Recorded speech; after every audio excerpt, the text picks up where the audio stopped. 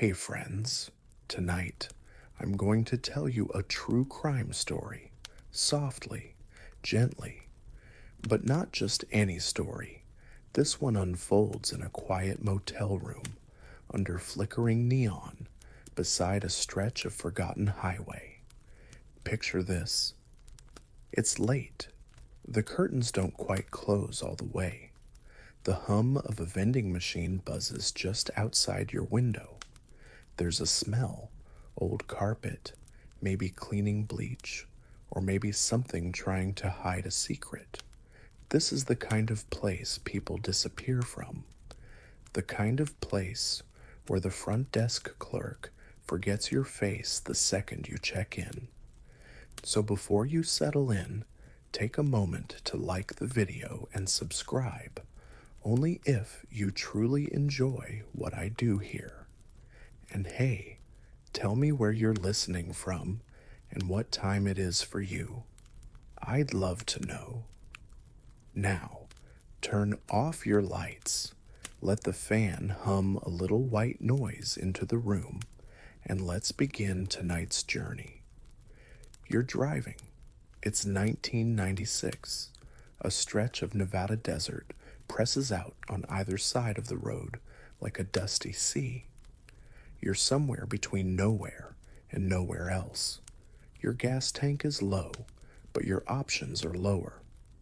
That's when you see it. A glowing blue sign blinking in and out. Sunset Motel. Vacancy. The T in motel flickers, just barely clinging to life. You pull into the gravel lot, the sound of crunching stone under your tires oddly satisfying. There's a single sedan already parked, a faded red Chevy Cavalier. You make a note of it just in case. You always do. Inside the lobby, a man in his 60s sits behind the counter, watching a tiny TV set balanced on an old phone book. He doesn't look up when you enter, doesn't even pause the static-filled rerun of Gilligan's Island. You clear your throat. He reaches under the counter, produces a rusted key, room 6, and slides it across the formica without a word. No ID, no signature, no paper trail.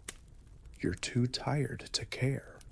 The room smells faintly like mildew and stronger like cover-up spray. There's a bed, a lamp missing its shade, and a painting of a sad beach sunset screwed into the wall. You drop your bag, sit on the edge of the bed, and feel it sink too far down on the left side. There's a Bible in the drawer and a cracked ashtray on the nightstand, though the room is non-smoking. It's just one night. You tell yourself that. One night, and you'll be back on the road. Across the lot, in room 8, a young woman checks in an hour later. Her name is Angela Grace Morrison, 27 years old, from Santa Rosa, California. She's driving a rental, returning from a wedding in Utah.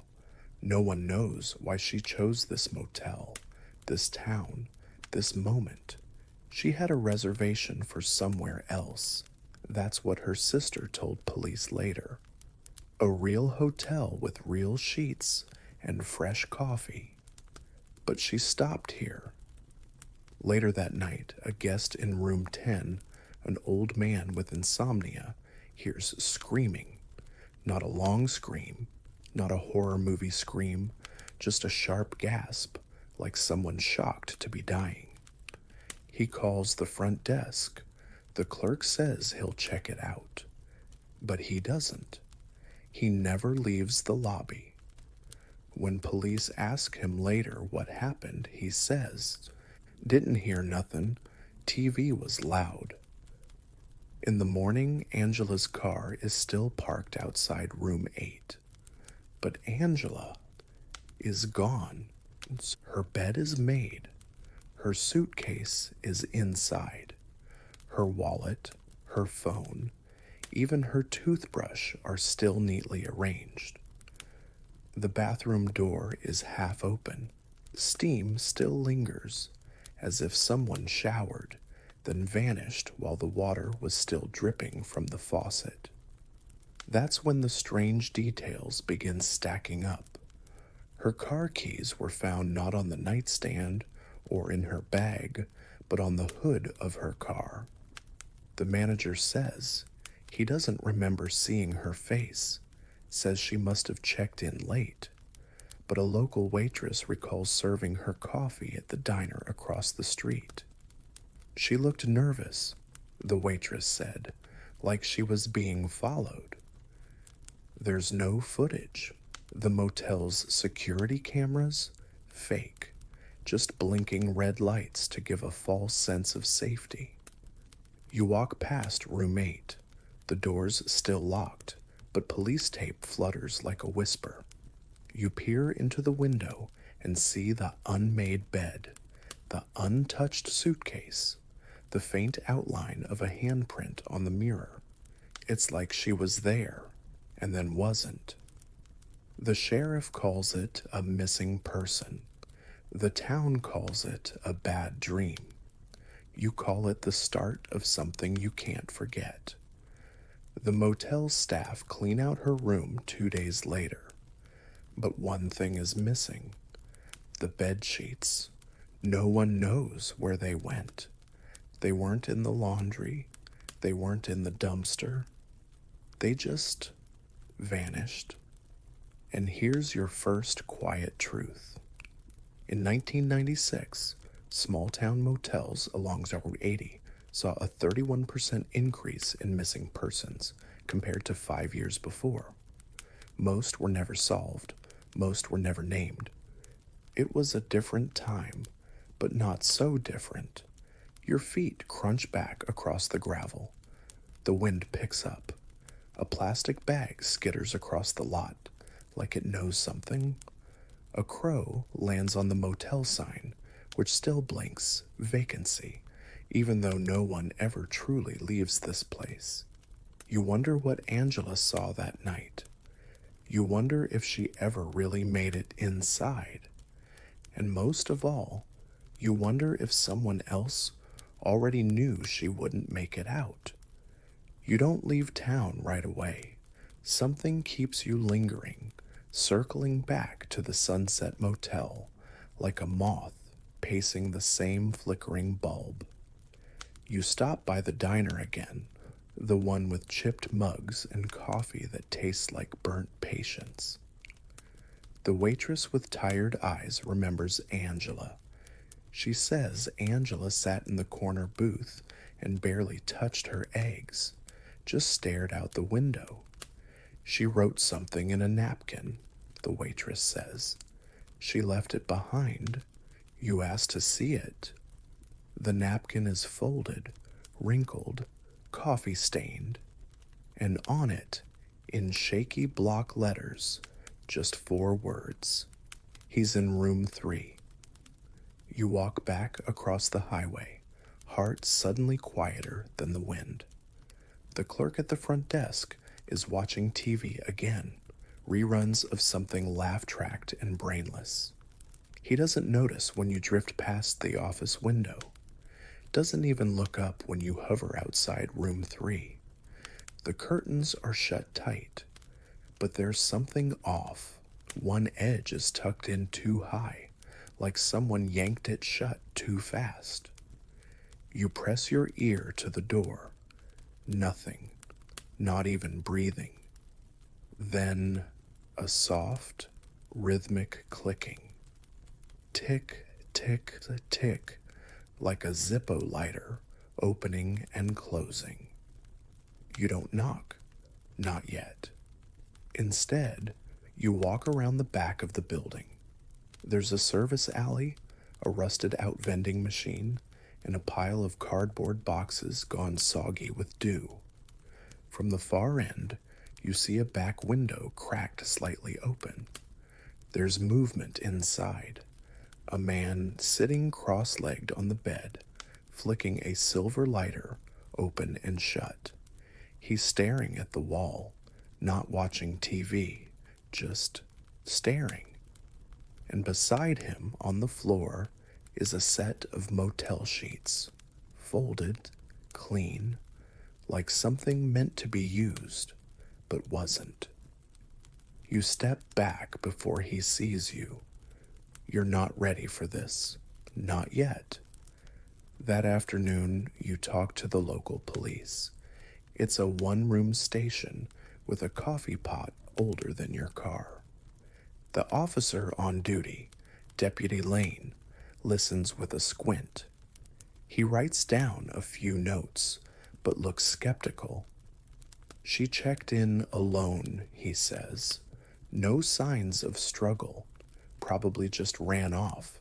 Happens more than you'd think. You ask about the napkin, the missing bed sheets, the man in room 3. He sighs. That room's been rented by the same guy for months. Vietnam vet. Quiet. Keeps to himself. Has a disability pension. Not our concern. You press harder. Something in your gut won't let go. Finally, Lane relents. He tells you Angela's case is technically open, but not active. No evidence of foul play. No body. Just absence. But if you're worried, he says, you could talk to Marla. She was cleaning the rooms that morning. Saw something strange. Marla is mid-60s, sharp eyes, arms like tree bark. She's been cleaning Sunset Motel rooms since the 80s and doesn't spook easy. She tells you this. When I went to room 8, I found the bed made. Real neat, too neat. Like a hotel ad, not like a real person slept there. But the mirror, she leans in. The mirror was foggy, and there was this shape, like someone pressed their face against it. A nose, lips. You could see fear in it. You ask her about the bed sheets. I didn't take 'em, she says. Wasn't in the laundry, wasn't in the bin. They just weren't. That night, you return to the motel. You park far away. Wait for the office lights to dim. Room 3's curtain is still closed. But now there's something in the window. A strip of duct tape across the glass, like a cross. Like someone trying to keep something out or keep something in. You don't sleep. Instead, you replay Angela's last known movements. Diner at 7:30 p.m. Checked in at 8:15. Room 8. Last seen alive at 10:45 by the guest in room 10. Then silence. There's one more piece. A week after Angela vanished, a postcard arrived at her sister's apartment in Santa Rosa. No return address. Postmarked from Winnemucca, Nevada, 4 towns east of the motel. On the back, scrawled in smeared blue ink, Tell Mom I'm sorry, A. But Angela never wrote that kind of A. She always signed Angie. Always. Her sister swears on it. Experts can't agree. The handwriting is similar, but not exact. Some say it's hers. Some say it's mimicry. One even says the curvature of the M in mom is male-coded, something used more often in masculine penmanship, whatever that means. The academic debate, ongoing. The mystery, still tight as the motel's warped door frames. And here's your next odd truth. Motel disappearances in the 1990s were more common than reported. Many victims were in transit, no fixed address, no family looking for them. Police departments often closed files within 30 days if no foul play could be confirmed. Sometimes, it's not the killer that makes them vanish. It's the system. So you keep digging. In room 8, you finally convince Marla to let you in, just for a moment. The room is freshly made again. Same painting on the wall, same hum from the ceiling fan. But when you step into the bathroom, you see it. On the underside of the counter, scratched in tiny letters, Room 3, Room 3, Room 3, 15 times. You step outside, breath catching. The wind is colder now. You look toward room 3. Its curtain is wide open, but the room is empty. The man with the Zippo, gone. No forwarding name, no checkout record, just a dark rectangle where the bed used to be. And the folded sheets, still there, on the floor. You try not to panic. You walk slowly toward room 3. No one's around. The front office light is off. The air feels heavy, like it's pressing down on you, thick with unsaid things. You reach the doorway. The lock is broken. The door swings open an inch at your touch. Inside, the room looks frozen, not abandoned, not lived in, just paused. The bed is stripped, no mattress, no nightstand, just a naked wooden frame and that folded pair of motel sheets sitting dead center on the carpet. They haven't moved. They haven't aged. You bend down. Something sticks out between the sheets. A Polaroid. It's blurry, faded, but you see her, Angela. She's standing in the same room, same sad lamp, same sad curtain, but her eyes, they're red, not crying, flashed like she was startled mid-photo. And behind her, barely visible in the reflection of the mirror, a man's shoulder, just the edge, just enough. You flip the photo. One word is scrawled on the back, under. You look beneath the frame. It's heavy, splintered, dusty. But under it, you find something you don't expect. Not blood, not a weapon, a Bible, the motel kind. Same brown fake leather cover. But inside, the pages are torn, ripped in deliberate spots. Whole verses missing, sliced clean with something sharp. On the front page, instead of property of the Sunset Motel, someone's written in black ink. He watches from behind the wall. You freeze. Then you turn, because you realize what wall it must be. There's a hollow sound when you knock on the far wall of room 3, the one it shares with room 2. You knock again. It echoes weirdly, not like drywall, like space. You walk outside. The door to room 2 is open just a crack. You push gently. The room is empty. No furniture, no bedding, nothing. But in the far corner of the room, where the wallpaper peels back, you find a wooden panel, hand-sized, almost like a maintenance hatch. There are scratch marks all around it, like someone tried to claw it open. You crouch, pull. It groans like something waking up. Behind the panel, there's darkness. You shine your phone light inside. It's not a crawl space. It's a corridor, narrow, just wide enough for a person to squeeze through, lined with insulation and stray wires. At the far end, a vent. And behind that vent, you see it, room 8's bathroom mirror. He wasn't in room 3.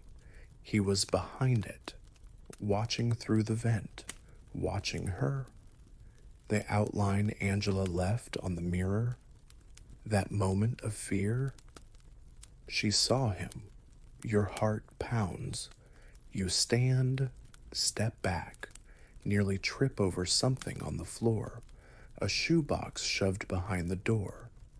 Inside are receipts, motel check ins, all women, all alone, a log of solitude. You count 12 names, none local, most of them traceable, all of them missing. You write them down, all 12. You take the shoebox, you take the Bible, you take the Polaroid.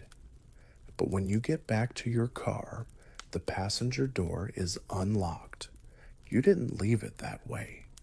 There's nothing stolen, nothing moved, except for one item on the seat, the napkin from the diner, folded again.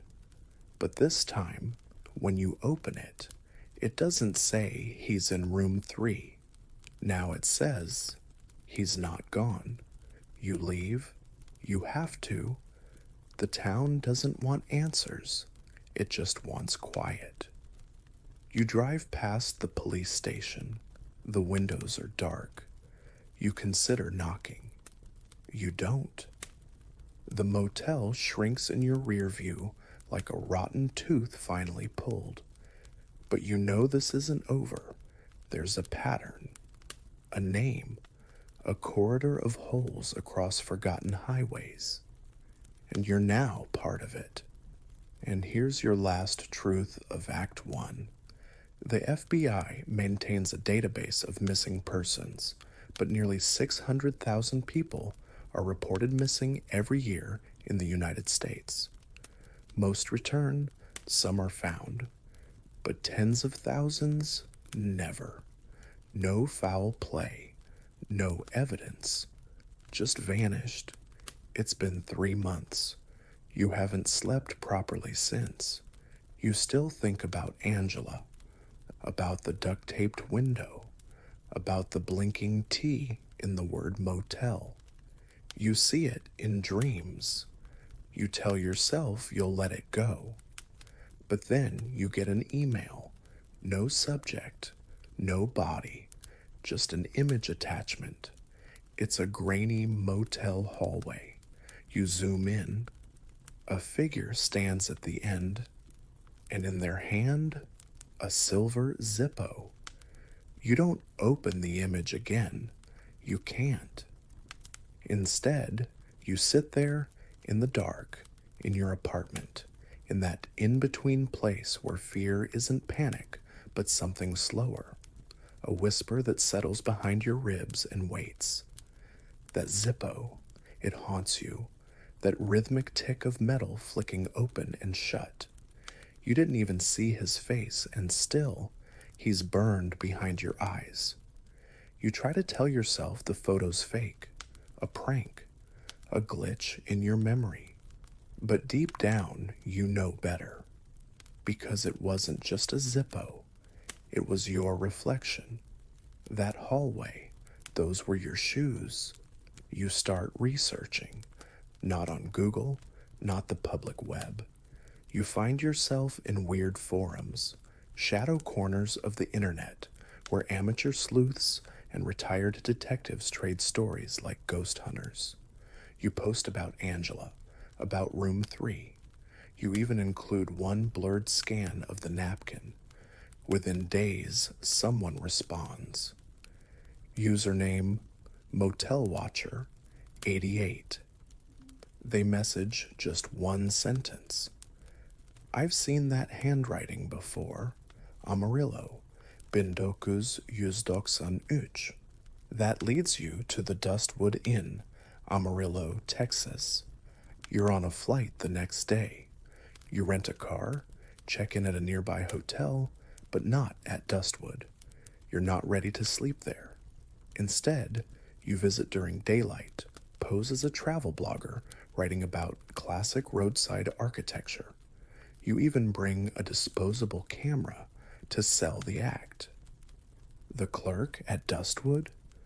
An older woman with frosted hair and a smoker's laugh. She doesn't remember anyone named Angela, but she does remember something else. Used to have a guy stayed here twice a year. Room 7, always paid in cash, never used the same name, quiet, kept to himself, left a weird smell behind, like gasoline and mothballs. Room 7 is vacant. You ask if you can take a few pictures. She shrugs. The wallpaper is newer, but the layout is the same as Sunset Motel. Same closet position, same mirror over the sink. You take a photo of the mirror. There's a scratch on the glass. You lean in. It's faint, almost nothing, but it's letters. Tiny, like someone etched it in with a key. I saw him. You cross-reference missing persons in Amarillo from 1993. One stands out. Lillian Ford, age 25, went missing after checking into a motel. Her car was found 3 blocks away, with the passenger door open and the engine still running. She was last seen wearing a yellow dress. You go back to the Dustwood clerk. Did the man ever check in with a woman? No, she says, but once he left behind a scarf, yellow, silk. I threw it out. Back in your hotel room, you study the names from the shoebox. 12 women, different states, different years. You map them. Every location is off a highway. Every motel is within walking distance of a diner.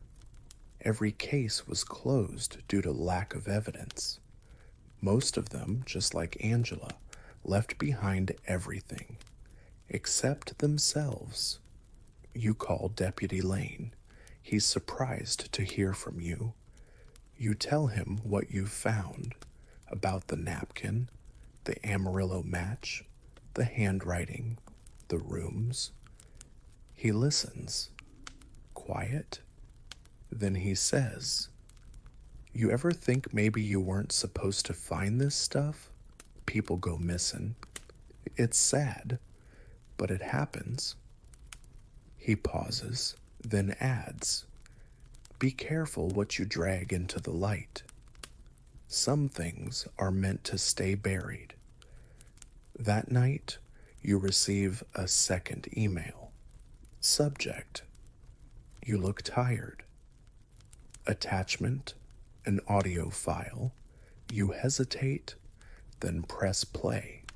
It's static, then soft breathing, then click, a Zippo. Then a whisper, "Room 12 next time." The voice is male, calm, almost gentle, no accent, no stutter, just confident. And then a sound you don't expect, typing, someone recording while watching. Here's a historical truth. From 1985 to 2000, the U.S. saw a dramatic increase in travel corridor disappearances, cases involving people vanishing while on interstates or during cross-country trips. But most departments didn't connect the dots. Data wasn't shared across states. Why? Because back then, murder wasn't digital. There were no smart devices, no cloud logs. If a killer moved from state to state, they could erase themselves every 100 miles. Some people think that's when the golden age of American serial murder ended, but you're starting to wonder if it ever really did. The next day, you drive to Oklahoma City. Another motel, another name on the list, Dana Klein, missing since 1994. You check the building, and like before, room 3 is sealed, renovated, empty. But room 2? Behind the drywall, you find insulation, and behind that, scratched initials, MDKLF3 victims. Same format, almost like someone kept score. One more odd detail. At each location, every single motel has room numbers starting at 2. There's never a room 1. When you ask a clerk why, she says, "Oh, some guy bought these chains in the 80s, said room 1 was too obvious, always started at 2. His thing, I guess." You ask for the name. She doesn't remember, but she recalls his watch, said it was expensive, gold. Didn't match his hands, she adds. His hands looked like they'd seen blood. You feel like you're drowning in smoke, chasing shadows cast by headlights on empty roads. You call Angela's sister. She's hesitant, but grateful. She says, no one's followed up in years. You ask about that postcard, the one signed A. She cries, says she kept it, hopes it's real. Then she tells you something new. Angela was scared of mirrors, she says. Even as a kid, said she used to see a man standing behind her who wasn't really there. You write that down. You don't know why, but it matters. Because the next motel you check into, there's a mirror directly across from the bed. It's wide, clean, quiet. You stare into it too long, too still, and just for a second, you think you see movement behind your reflection. You start covering the mirrors, towels, blankets, anything. You don't tell anyone, not even the people in the forums. They wouldn't get it. This isn't superstition, it's survival. Every motel you check now, you ask for a corner room, away from shared walls. You don't use the bathroom without turning the fan on first. You leave a cup on the door handle when you sleep. If it falls, you run. This has become your routine. This is now your life. You drive east. Next stop, Chillicothe, Ohio. Another pin on the map. Another woman, Rachel Weller, 23, went missing in 1997. Last seen at a rest stop diner. Sound familiar? You visit the diner. It's still there. Same neon letters, now chipped and buzzing like a tired insect. The server is in her 50s, says she's worked there forever. When you ask about Rachel, she exhales slowly and says, she sat at table 6. I remember 'cause she ordered a milkshake and didn't touch it, just kept looking out the window at the motel across the street.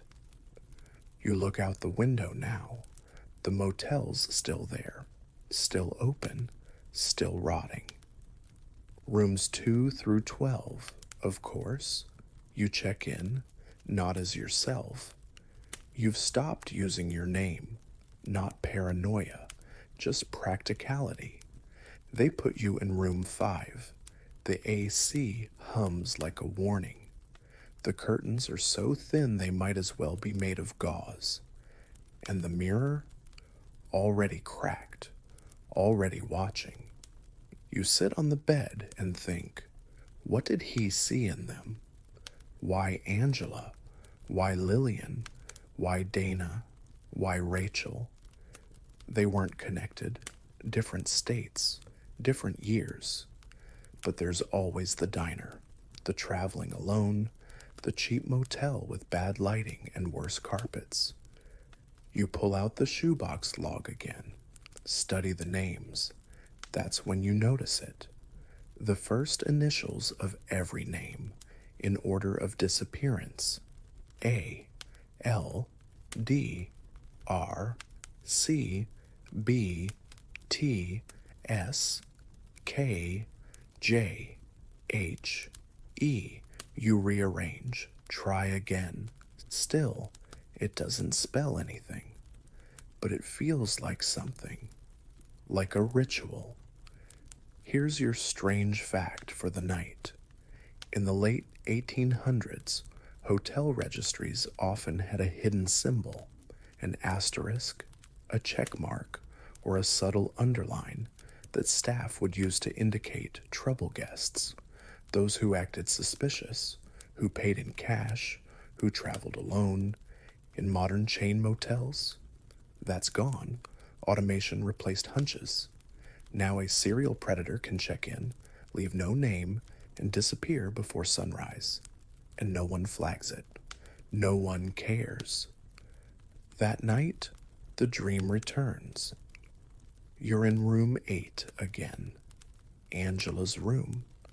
The sheets are there, folded. The air is cold and wet, like someone left a freezer door open. You turn around, and the bathroom door creaks open. You step inside, and in the mirror, there's no reflection, just a motel hallway. At the far end, the man with the Zippo flicks it open. Click, closed, click, open. He doesn't walk. He slides toward you, like the floor moves beneath him. You wake up gasping. The mirror in your real motel room is fogged. You didn't take a shower. The next day, you drive to a library. You dig through old microfilm, local newspaper clippings. One catches your eye. Unsolved death. Motel employee found in wall. 1989.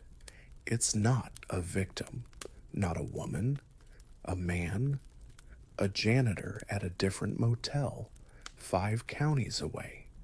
Found bricked into the wall between rooms 2 and 3. No cause of death. Body too decomposed.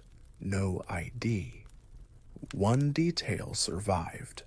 A Zippo lighter was found beside him, still functional. You visit that motel. It's a parking lot now, torn down in 2001. But the locals remember. An old man leaning on a cane tells you, used to be something wrong with that place. You'd hear knocking in the walls, like someone wanted out, or in dot. You ask if he ever stayed there. He says no, but his son did. Once. He disappeared in 1996. That night, another message arrives.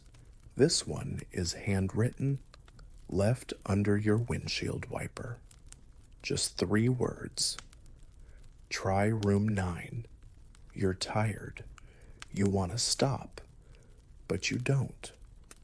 The next motel, next highway, next ghost. You ask for room 9. The clerk hesitates. We don't rent that one. You wait, just long enough. He caves. Room 9 smells like bleach and thyme. No bed, no TV, just a chair facing the mirror. And on that mirror, a fingerprint, too high to be yours, too old to be wiped. You turn to leave, and notice something on the floor. A drawing, childlike, crayon, faded. It shows a motel, a stick figure, a man, a woman, and a black scribble in the window. You flip it over. In a child's shaky print, he came from the walls. This isn't just a killer, it's a legacy, a method, maybe more. You're not just tracking a man, you're tracking a pattern, a room number, a ritual, and something deep inside you whispers, you're not hunting him. He's leading you.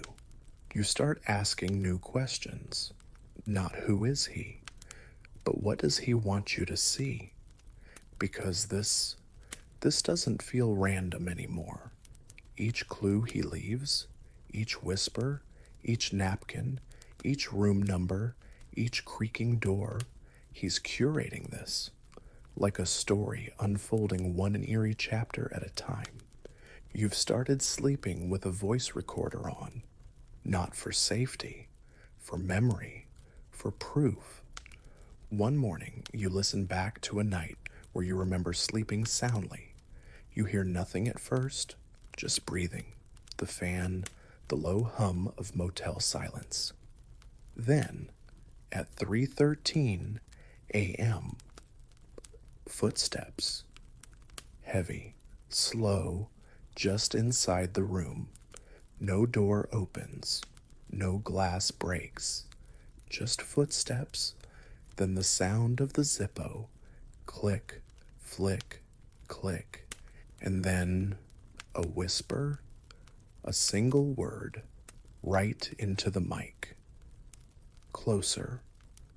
You contact Angela's sister again. You ask her about dreams, nightmares, sounds, anything.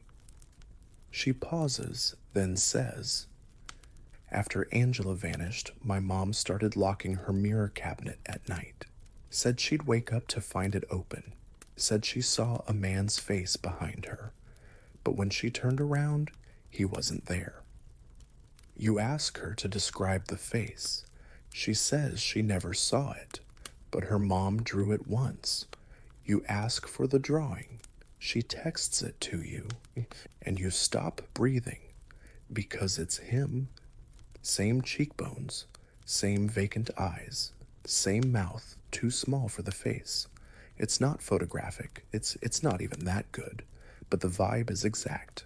That bland, blank presence that somehow radiates menace, like heat off a coffin. She says the drawing was dated 1992, years before Angela vanished. You start building a map, not of locations, of mirrors. Each victim was last seen near one, not just bathrooms, dressing mirrors, diner mirrors, rearview mirrors. Every single disappearance occurred within 6 hours of a mirror encounter. Coincidence or invitation? You start wondering, what if he doesn't just watch? What if he needs to be seen? Here's a weird historical footnote. In Victorian England, when someone died, families would cover the mirrors in their house with black cloth. They believed that mirrors could trap the soul, or worse, let something else in. Now you're wondering if they were right, because every time you uncover a motel mirror, you feel like you're not the one doing the looking anymore. At a truck stop near Kansas City, you find another breadcrumb, a torn page from a phone book stuck behind the soap dispenser in room 7. On it, circled in red pen, an address in Arkansas. No name, just a town you've never heard of. Dowsing Hill. You drive there the next morning. Dowsing Hill isn't a town. It's barely even a cluster of buildings. Just a gas station, a post office the size of a shed, and a church motel. Yes, you read that right. A long-defunct, mission-style church converted into a roadside motel.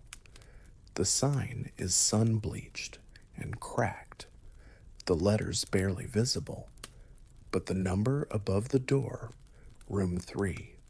Of course, you check in, no staff, just a key box and instructions taped to the door.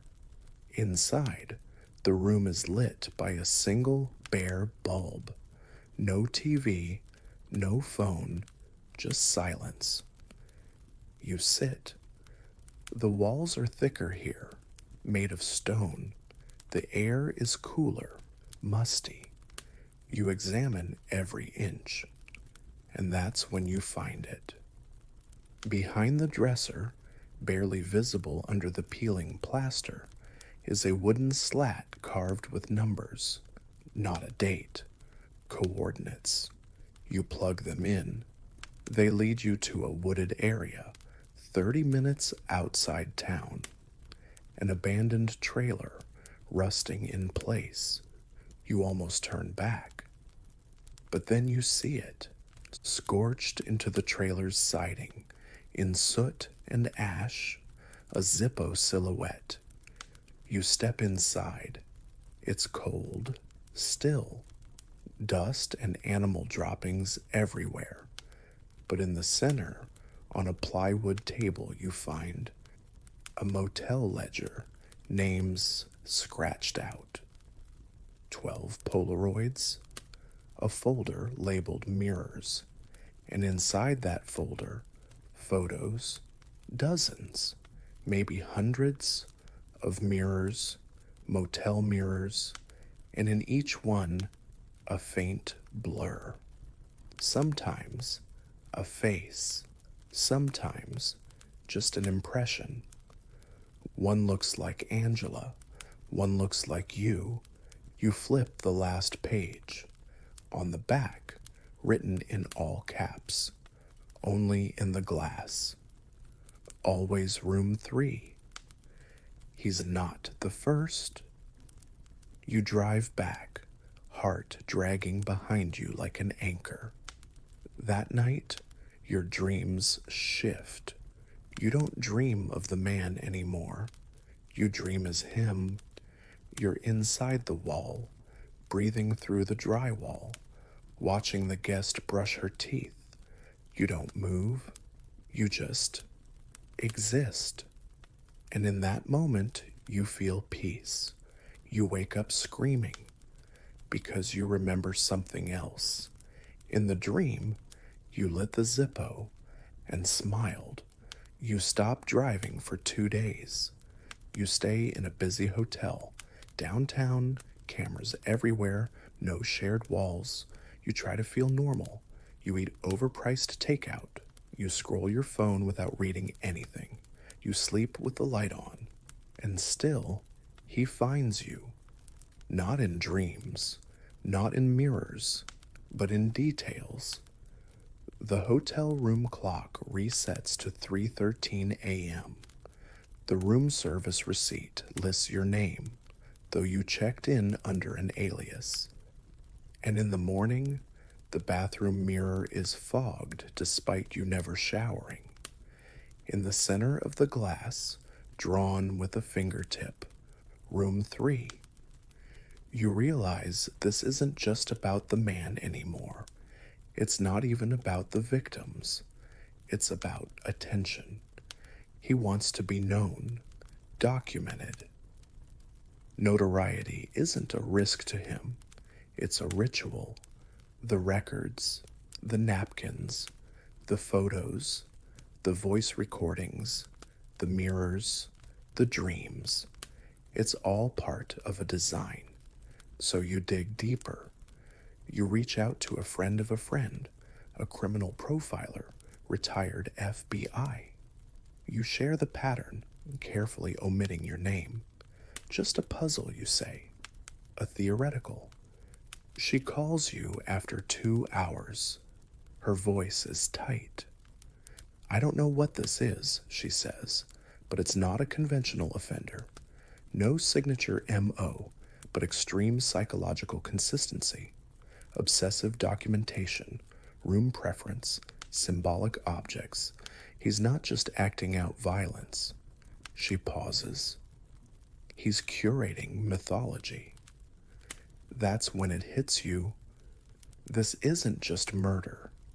It's performance, a legacy in motion. And you're the audience. One final motel brings it full circle. It's in California, small town, no name. One of the first dots you marked on the map but never visited. Angela's hometown, the last place she was truly known. You go to the church where she sang in the choir. The choir director still remembers her. She was kind, always wore yellow, said it helped her not feel invisible. You visit her high school. There's still a photo of her in the trophy case. You ask the librarian about the yearbooks. You flip through 1990 to 1993. And there, in the background of the junior class photo, a janitor. Same cheekbones, same vacant eyes, same posture. You scan the caption, no name, just custodial staff. He was already there, watching, waiting. You walk back to your car. There's a napkin on the windshield, but this time it's blank. You flip it over, still blank. But under it, faintly, you can see something pressed into the paper. You hold it up to the light. A mirror impression. Someone pressed a napkin into a mirror hard enough to leave their face. And now it's pressed into your hands. Your final historical truth for this act? Between 1990 and 2005, over 1,200 American roadside motels were decommissioned, bulldozed, or converted due to low occupancy, according to official reports. But independent investigations discovered that 26% of them were within 1 mile of an unsolved missing person case. Coincidence? Or cleanup? So you fly home. You don't stay at a motel this time. You rent a cabin, far from roads, no mirrors inside. You bring your own bedding. You cover the windows. And for the first time in weeks, you feel still. That night, you don't dream. But just before you fall asleep, you check your recorder, and there's a new file, dated correctly, time-stamped while you were brushing your teeth. You press play, click, flick, click. Then the whisper, good, now you're ready. You don't respond, not at first. You delete the file, or you try to. But when you check your recorder the next morning, it's back. Same timestamp, same whisper. This time, though, it ends differently. After the last flick of the Zippo, there's a pause, then a new word, home. You start to feel it, that slow rearranging of reality, like the corners of the world are folding inward. You don't sleep, you don't eat much, your phone calls go unanswered, or maybe you've stopped making them because nothing feels safe anymore, not because of him, but because of what you've become. You catch yourself checking mirrors, wanting to see him, not out of fear, but curiosity. You light matches to hear the sound. You linger in motels just to listen for footsteps. You dream as him more often than you dream as you. You are not hunting a killer. You are becoming his mirror. There's one last place to go, back to where it all started, the Sunset Motel. You make no reservation. You just drive across the desert, across the state lines, gravel in your tires, and sleep in your bones. The sign still blinks, still blue, still missing the T. You park in the same spot Angela did. The red Chevy's gone, but the shadow in your memory is parked right beside you. You walk to the office. No clerk, just a set of keys hanging from a nail board. You don't pick room 3. You pick room 8. It's been cleaned, painted over, but the shape is still there. The handprint on the mirror, the faint grooves in the carpet, the way the bathroom door opens just slightly wider than it should. You sit on the bed, close your eyes, and say it out loud, I see you. Here's a strange footnote from psychology. There's a phenomenon called the Caputo effect. If you stare into a mirror in a dimly lit room for long enough, your brain begins to hallucinate. Your face distorts, warps, sometimes disappears altogether. Why? Some believe it's your brain trying to fill the void. Others believe it's what's on the other side, trying to reach back. The mirror in room 8 begins to fog, but not from heat. From within, a soft smear appears, a circle, then 2 dots, then a smile, a face, not his, yours, but it's wrong, too wide, too still. It blinks, but you don't. You back away. The light in the bathroom flickers, then holds, and then you hear it.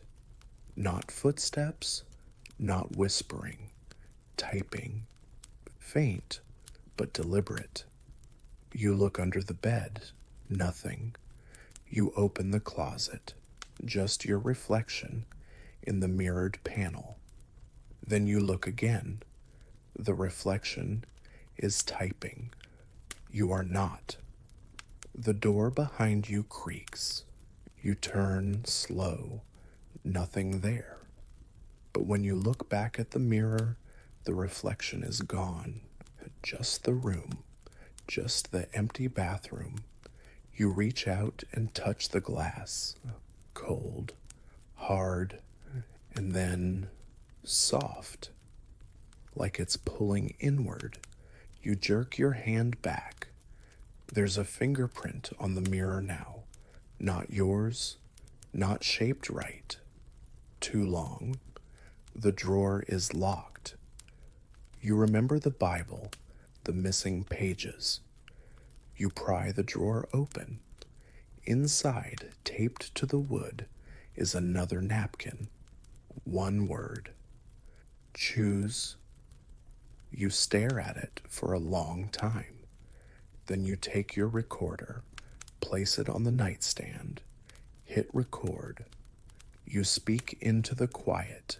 If this is a story, you're the author. If this is a mirror, you're the reflection. But if this is a ritual, then I'm the witness, and I choose to finish it. You end the recording, place it under the pillow, and walk out. The wind is sharp. The gravel crunches like broken teeth. You don't look back. You don't need to, because some places follow you. Your final history for tonight. In ancient Rome, there was a practice called specularium damnatio, mirror sentencing. Criminals were forced to stare into distorted mirrors for days, sometimes weeks, until their own face was no longer recognizable.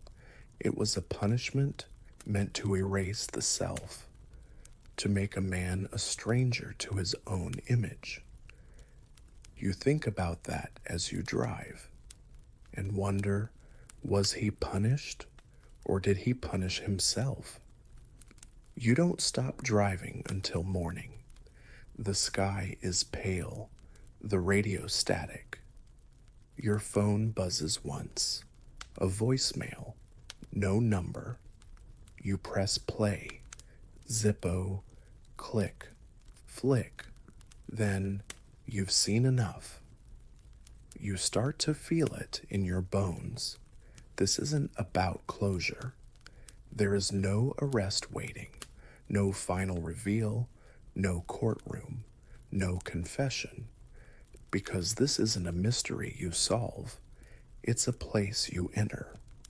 And some people never come back out. You don't go home. You don't have one anymore. Not really. Just a trail of motels behind you, like breadcrumbs you know better than to follow. Instead, you drive north, where the roads are thinner, where the signal fades, where mirrors are rare and eyes don't follow you in diners. But the silence, it follows. You stop at a gas station in Montana, the kind where the soda machine's older than you. The man behind the counter nods once, doesn't speak. You pay in cash, always now. Habit. But when you return to your car, you find something slipped under the wiper again. A motel key, rusting, tarnished. Room 3. No label, no name, just the number. You don't scream, you don't shudder, you just drive. The road curls into pine trees and empty hills. Snow lines the edges even in late April. Eventually, you reach a gate chained shut. You park. You walk. Half a mile later, it appears through the fog like a memory. A cabin motel hybrid, long abandoned, roof sagging, paint peeled, a porch swing broken in half. The door to room 3 is open, just slightly, like it's been waiting for you. You step inside, and something clicks because the room is exactly like the others. Same furniture layout, same mirror angle, same humming fan, but this time there's a desk, and on that desk is a folder labeled Inheritance. You open it. Inside, Polaroids, napkins, typed transcripts, pages torn from motel Bibles, audio cassettes, a printed forum thread, yours. At the bottom of the stack, a letter, typed, double-spaced. The watchers always find the rooms. The rooms always find the mirrors. And the mirrors always find the listener. You listened. You watched. You chose. Welcome to the other side of the glass. You feel something shift. The mirror in this room isn't cracked. It's clean, polished, beckoning. You approach. This time, you don't look away. You stare, and slowly, he appears, not behind you, not within you, but as you, wearing your jacket, holding your recorder, flicking the Zippo. He smiles, and then he blinks, but you don't. Here's your last historical truth. In medieval folklore, psychomirror trials were said to reveal the guilt of a suspect. The accused would be made to look into a blessed mirror. If their reflection blinked or changed, it proved corruption of the soul. Most of these mirrors have been lost, but stories say one always survived and traveled, passed hand to hand, place to place, until someone chose to see too much. You don't touch the glass. You just let it settle. You sit on the edge of the bed, stare at the reflection across the room, your face, but somehow not your face, and you speak soft. This isn't your story anymore. The reflection flickers, snaps its Zippo, frowns, and then it vanishes. You check your recorder. There's a new file. You press play. Your voice, but softer, slower. We saw it all. We remembered for them. Now let them sleep. You leave the motel. Leave the key on the porch. Let the fog take it back. You don't look in another mirror for weeks. You let your face grow unfamiliar. Your voice change pitch. Your gait becomes someone else's. And slowly, the world stops whispering. Until one night, You get an email. Subject line, Sunset Motel Inquiry. No body text, just an audio file. You press play. It's a soft voice, young, curious, a girl. Hi, I'm trying to figure out what happened to my sister, Angela Morrison. I found a recorder in a drawer at an old motel, and it had your name on it. Do you know something? You don't answer right away. You stare at your reflection in the black screen, and for the first time in months, maybe years, you blink first. You sit with the email for a long time. The room is quiet, the fan's on low. There's no mirror here. You made sure of that. But you don't need one anymore. The reflection lives inside you now. It's in how you step over thresholds, how you check corners without thinking, how your breath shortens when clocks hit 3:13. The voice in the email, it's clear, human, uncorrupted, still capable of hope. You write her back, not much. Yes, I knew her story. I kept it alive, but it doesn't end with me. You attach the folder, redacted where it needs to be. You give her just enough. Angela's timeline, the photo, the napkin, not the mirrors, not the man, not the sound. Some things don't need to be passed down.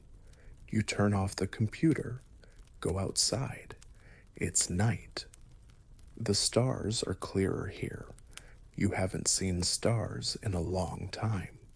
You walk down to the creek behind the cabin, stand still in the cold water until your feet ache. Then you speak, not to anyone in particular, just softly to the dark. I'm done carrying you. The trees creak, but no reply comes. Your final mirror is a lake, still wide, black. You stare into it until your reflection stops following you. Then you wade in, clothes and all, until your lips touch the surface and whisper, sleep now. And with that, something lifts, not dramatically, not with a bang, just absence, a quiet where pressure used to live, like someone finally stepped out of the room and closed the door behind them. You go home, not to your old life, that one's long gone, but to something simpler. You work at a library now, mornings only. You brew strong coffee and shelve old books. You listen more than you speak. Sometimes people talk about nightmares, missing cousins, strange noises in cheap hotels. You nod. You offer them a gentle smile, but you say nothing, because that chapter is closed for now. And one night, years later, a new clerk at a roadside motel finds something strange, tucked behind a mirror during renovation, a cassette tape, labeled in black ink, only in the glass. He doesn't play it, but he keeps it, places it in a drawer. And sometimes, late at night, he hears a soft click, then a whisper, next. The story fades now. You've followed it down every hallway, sat beside every whisper, and looked deep into mirrors that might have looked back. But now, it's time to let the light dim, to let the past lose its shape, just a little, like fog lifting off glass. Whatever was watching has blinked, and you are safe here, in this quiet place, where reflections fade and stories slow, where your heartbeat finds a steady rhythm and your body remembers stillness. Breathe in deeply through your nose, hold for a moment, and let it go again. One more time. The motel is behind you. The road is empty. The night is soft. Nothing is waiting for you now. Not behind the door, not behind the glass, only sleep. Maybe someday we'll know the truth, but for now, sleep well.